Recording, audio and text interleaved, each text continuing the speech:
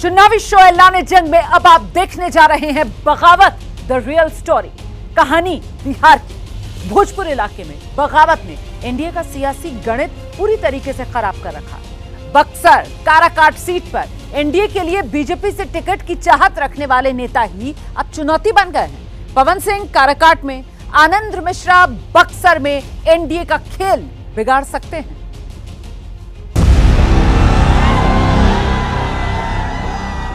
सब दल में दल बा और सबसे बढ़िया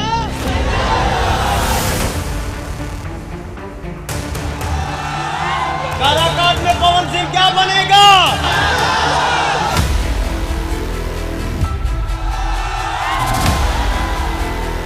आप सबके दुआ आशीर्वाद से पवन एक ऐसा भोजपुरी का कलाकार है जो अपने ऑडियंस के दिमाग में नहीं, दिल में रहता है।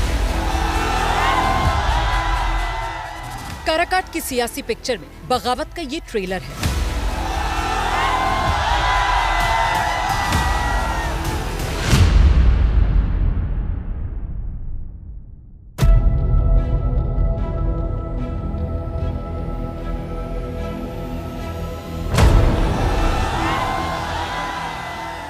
भोजपुरी फिल्मों के स्टार और बीजेपी के नेता पवन सिंह के नामांकन में उमड़ी भीड़ बता रही है कि काराकाट में एनडीए की सियासत पर भारी पड़ सकती है पावर स्टार की बगावत।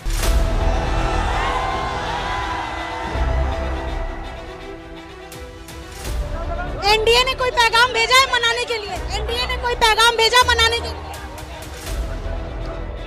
कुछ बातें ऐसी होती हैं जिसको दिल में ही रहने दीजिए, वही अच्छा है, वही अच्छा रहेगा। जय हो।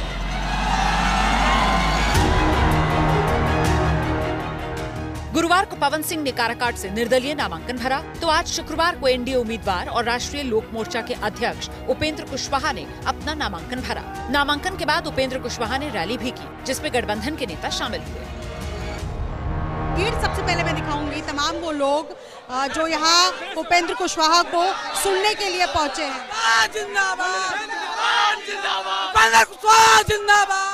ये तस्वीर है काराकाट के लोकसभा क्षेत्र में जहाँ पर उपेंद्र कुशवाहा बैठे, और तस्वीर देखिए मंच पर है।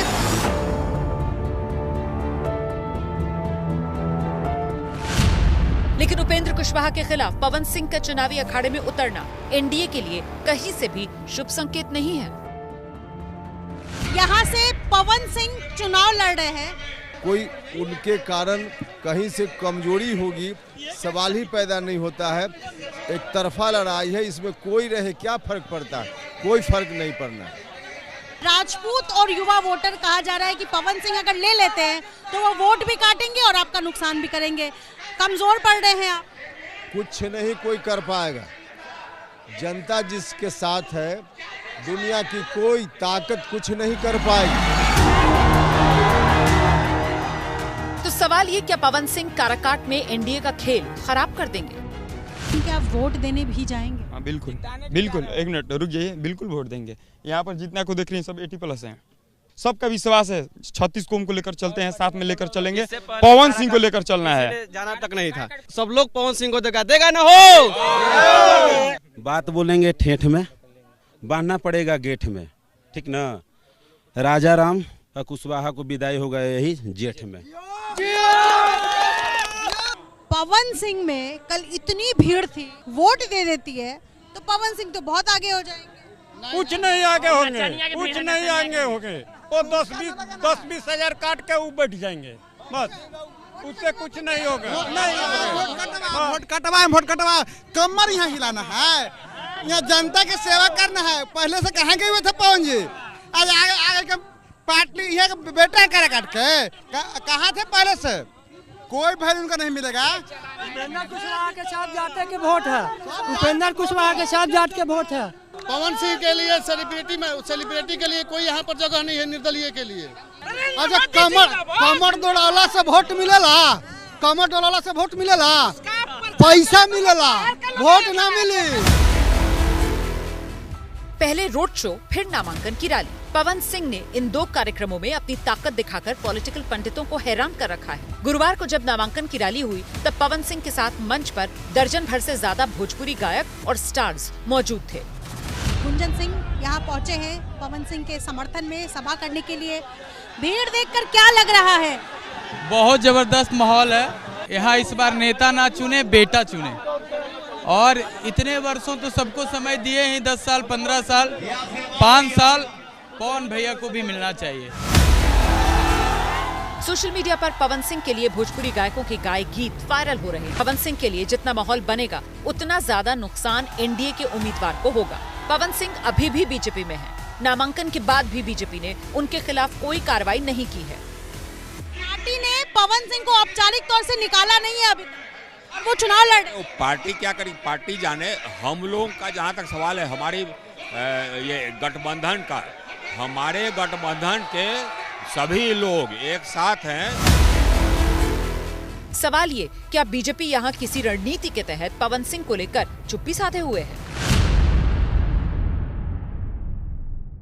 पिछले 10 साल से पवन सिंह बीजेपी में है। बीजेपी ने उनको इस बार आसनसोल से लोकसभा उम्मीदवार भी बनाया, लेकिन बंगाल को लेकर उनके द्वारा गाए गए गानों को मुद्दा बनाकर घेरा गया, जिसके बाद उनका टिकट कट गया। अब पवन सिंह बिहार के काराकाट से निर्दलीय चुनाव लड़कर बीजेपी के लिए चुनौती खड़ी कर रहे हैं। पवन सिंह ने काराकाट में एनडीए की नींद उड़ा रखी है, तो वहीं पास की बक्सर सीट पर आनंद मिश्रा बीजेपी के लिए चुनौती बन रहे हैं। पूर्व आईपीएस आनंद मिश्रा बक्सर से टिकट चाहते थे, लेकिन बीजेपी ने उनको नजरअंदाज किया और दूसरे जिले से नेता को लाकर यहां पर उम्मीदवार बना दिया।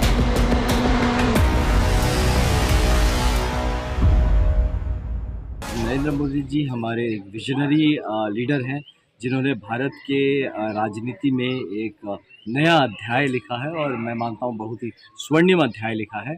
और वो काफ़ी लोगों के इंस्पिरेशन है और हमारे देश को एक तीव्र गति और एक नया दिशा, नया दशा दोनों देने में उनकी बहुत अग्रिम भूमिका रही। बक्सर से पहले अश्विनी चौबे बीजेपी से सांसद रह चुके हैं, लेकिन इस बार उनका टिकट काट दिया गया। गोपालगंज के रहने वाले मिथिलेश तिवारी को बीजेपी ने बक्सर से अपना उम्मीदवार बनाया है। शुरुआती दिनों में मिथिलेश तिवारी का उनके इलाके में खुलकर विरोध हुआ और इसका फायदा इस बार चुनाव में आनंद मिश्रा को वहां से मिल सकता है। बक्सर में बीजेपी से मिथिलेश तिवारी, आरजेडी से सुधाकर सिंह मैदान में हैं। इन दोनों उम्मीदवारों ने आज नामांकन दाखिल कर दिया है और दोनों ही उम्मीदवार अपनी अपनी जीत का दावा कर रहे हैं। निर्दलीय लोकतंत्र को कभी प्रभावित नहीं किए। 1% लोकतंत्र में सबको हिस्सेदारी का अधिकार है। जीत रहे हैं, सबकी जमानत जब्त होगी, आप लिख लें। कितना से जीतेंगे? 2.5 लाख वोट से मिनिमम जीतेंगे। हम सबको कहेंगे, भाई मेरे बेइज्जती कराने से अच्छा है मैदान छोड़ के भाग जाओ, क्योंकि 4 तारीख को जो रिजल्ट आएगा वो हर जगह मोदी ही मोदी नजर आएंगे और पूरे देश में मोदी जी नजर। देखिए, बक्सर का जो सीट है वो हम ही जीत रहे हैं, इसमें कोई शक नहीं है। हम मेहनत कर रहे हैं, लास्ट माइल जो हमें मेहनत करनी है उस पर हम कर रहे हैं। और इसलिए क्योंकि हम कंपटीशन नहीं कर रहे किसी के साथ। हम जो हमारे करीब 20 लाख के आसपास वोटर्स हैं, उन सारे 20 लाख के वोटर्स को ही हम चाह रहे हैं कि वो हमारा जो मिशन है, जो एक विकसित बक्सर और एक सशक्त बक्सर का और बिहार का जो सपना लेके हम चले हैं, उसमें हम वो सारे लोगों को सम्मिलित करना चाहते हैं। वैसे तो अलग अलग सीटों पर बागी उम्मीदवार कई हैं, लेकिन काराकाट में पवन सिंह और बक्सर में आनंद मिश्रा एनडीए के लिए बड़ी चुनौती पेश कर सकते हैं। दोनों ने अपनी अपनी सीट से नामांकन भर रखा है। अगर चुनावी मैदान में दोनों बने रहे तो एनडीए के रणनीतिकारों को अंतिम दिन तक परेशान होना पड़ सकता है।